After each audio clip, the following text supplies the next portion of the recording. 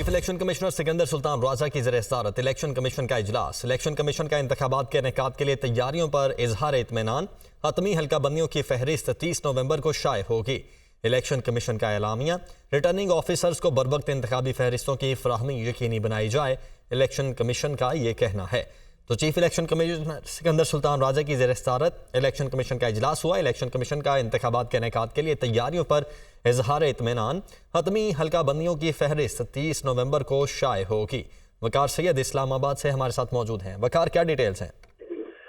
جی، chief election commissioner کی زیر صدارت یہ اہم اجلاس ہوا ہے جس میں ممبران صوبائی الیکشن کمشنر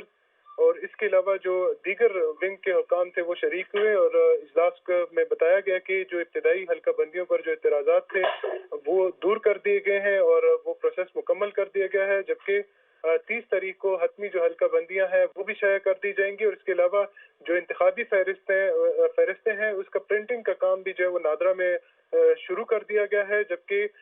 جو انتخابی فہرستوں کی پرنٹنگ کے علاوہ ان کی ترسیل جو ہے وہ الیکشن پروگرام تک جو ہے وہ یقینی بنائی جائے گی، جبکہ قانون کے مطابق سیاسی جماعتوں سے مشاورت کے بعد جو ضابطہ اخلاق ہے اس کی بھی جو ہے منظوری دے دی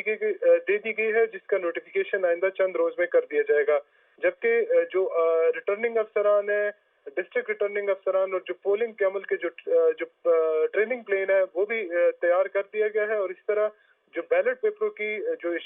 جو پرنٹنگ ہے اس کے لیے بھی ضروری انتظامات جو ہے وہ کر لیے گئے ہیں، جبکہ اجلاس کو یہ بھی بتایا گیا کہ الیکشن مٹیریل کی خریداری بھی مکمل کر لی گئی ہے، اور الیکشن کمیشن عام انتخابات کے انعقاد کے لیے تیار ہے۔ الیکشن کمیشن نے آئندہ انتخابات سے متعلق اب تک کے انتظامات پر جو ہے وہ اطمینان کا اظہار کیا ہے، اور اس کے ساتھ حکم بھی دیا کہ انتخابی فہرستوں کی ریٹرننگ افسران تک ترسیل کا مکمل ایک میکینزم بنایا جائے اور بروقت ان کی ترسیل جو ہے وہ یقینی بنائی جائے، جبکہ جو